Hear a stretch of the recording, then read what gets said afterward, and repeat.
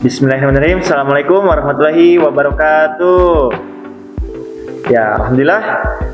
Kembali lagi bersama kita di dalam acara Ngebon Ngobrol bareng Opa Beni. Pak Beni. Masya Allah. Kita sama-sama ya. Perkenalkan dulu, nama saya Angga Rizky Ramadan dan sahabat di samping saya ada, Dengan saya Iwan Setiawan. dan sahabat di samping saya juga ada, Aditya Octavian. dan juga ada Ustadz Ahmad Beni Suwardi. Ahmad Beni Suwardi. Masya Allah, alhamdulillah ya. Masya Allah, alhamdulillah.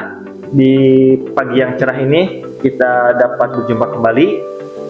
Ya, kita akan berbincang-bincang perihal tentang akhlak di era modern, di zaman terutama di zaman digitalisasi dan juga dalam rentan waktu yang memang semakin era globalisasi semakin meningkat. Tentu apakah akhlak seseorang itu akan semakin berubah atau tetap kokoh? Kita lihat ya, kita simak mungkin pembahasan dari beberapa sahabat-sahabat kita semua. Ya, boleh, mohon maaf, ini belum ada kopinya ya, mohon maaf. Kita sersan saja ya, serius tapi santai. Terima kasih. Mungkin saya lanjutkan kepada sahabat perjuangan saya, yaitu Ustadz Ahmad Beni Suwardi. Dipersilahkan. Bismillahirrahmanirrahim. Berangkat dari hadis Nabi Muhammad SAW, innama buistu makarimal akhlak. Jadi akhlak itu diturunkan oleh Allah kepada Nabi Muhammad adalah untuk umat di muka bumi ini.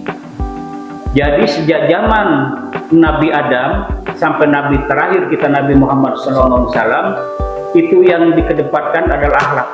Jadi walaupun kehidupan sekarang sudah modern, sangat luar biasa, lampu bisa naik ke langit seperti yang namanya planet itu, yang Amerika sangat hebat sekali, itu tetap tidak akan merubah yang namanya akhlak. Karena akhlak adalah panglima tertinggi dalam kehidupan sehari-hari. Itu di samping itu memang ada hukum yang paling tertinggi itu untuk kehidupan kita sehari-hari, tapi akhlak bagaimanapun juga tidak bisa dipisahkan. Ini saya berbicara akhlak paling tinggi konteks dalam kehidupan manusia sehari-hari. Karena apa? Jangankan ke manusia, jangankan ke manusia, kepada binatang kita harus berakhlak. Itu karena apa? Karena binatang itu makhluk yang sangat lemah, makhluk ciptaan Allah yang sangat lemah. Kita berakhlak kepada binatang saja masuk surganya Allah Subhanahu wa Ta'ala.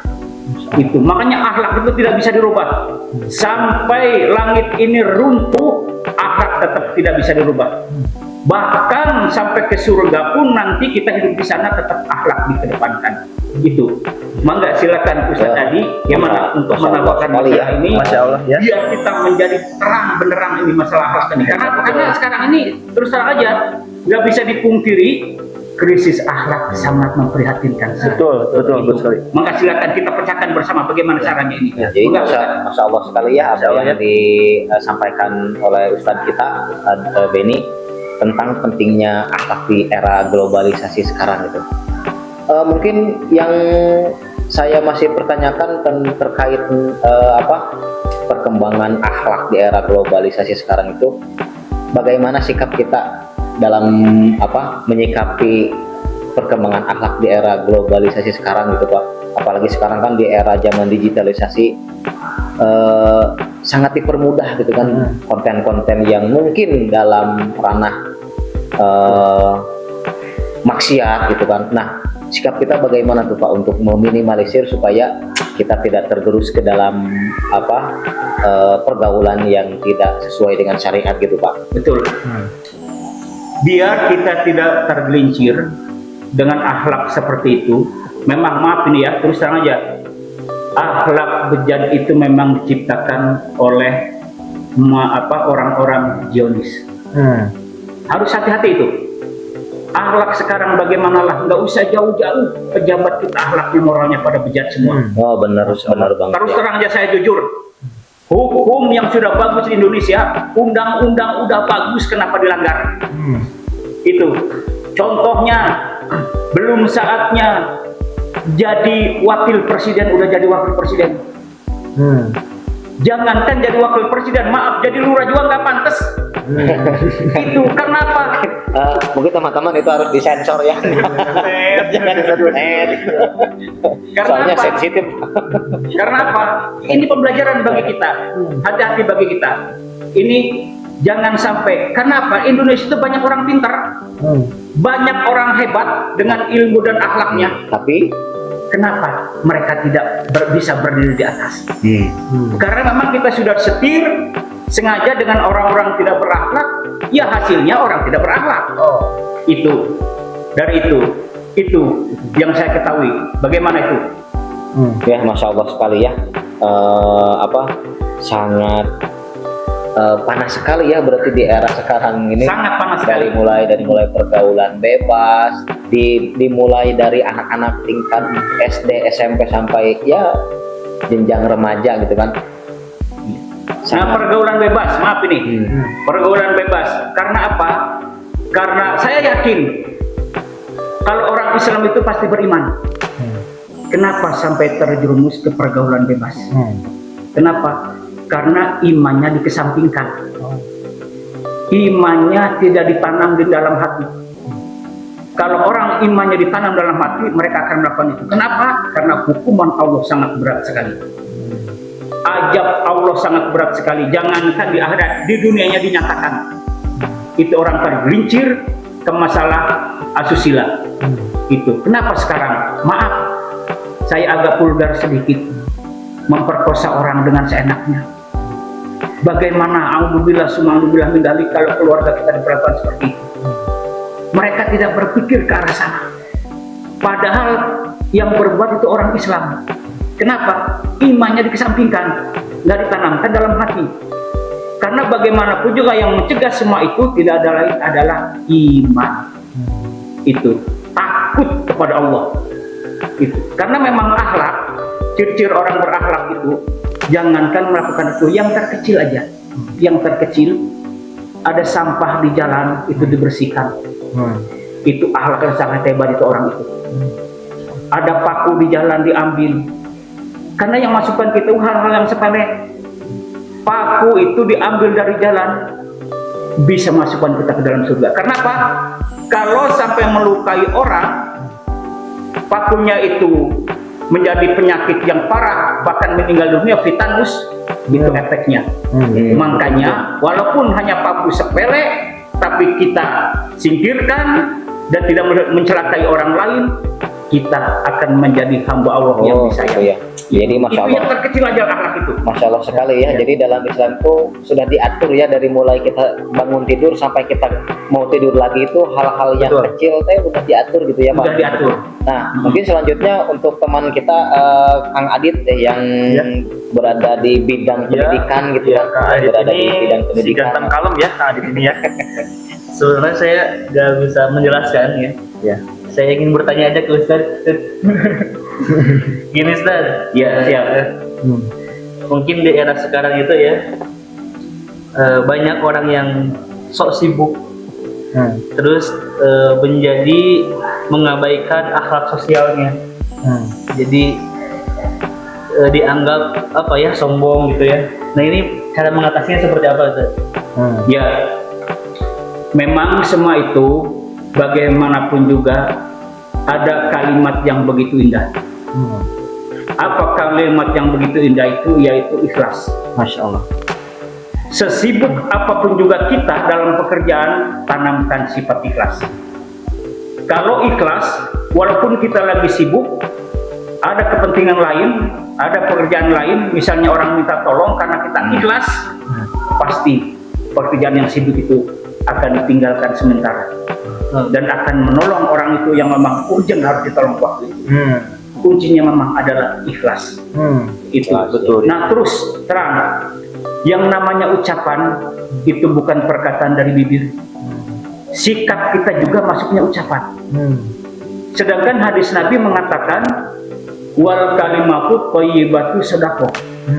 Mengucapkan kalimat-kalimat yang baik adalah sedekah. Itulah indahnya Islam. Kalimat yang baik yang bagaimana? Sikap kita harus berakhlak. Apalagi ucapan. Betul.